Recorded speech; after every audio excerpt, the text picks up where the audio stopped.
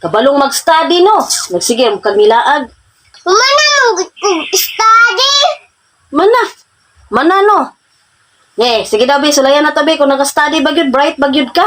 Sige, testing eh. Kinsa man daw ang ato ang pambansang bayani? Kadali anak. Kinsa man daw be? Si Dr. Rosie Usar. Right ka na. Kachamba. Ikaw na study ka. Dapat mag-study ka. Nag-study man ko sa una. Ka-bright ako sa una. Isulayan di ka, be. Be, kung nag-study ka, ang utanong di ka.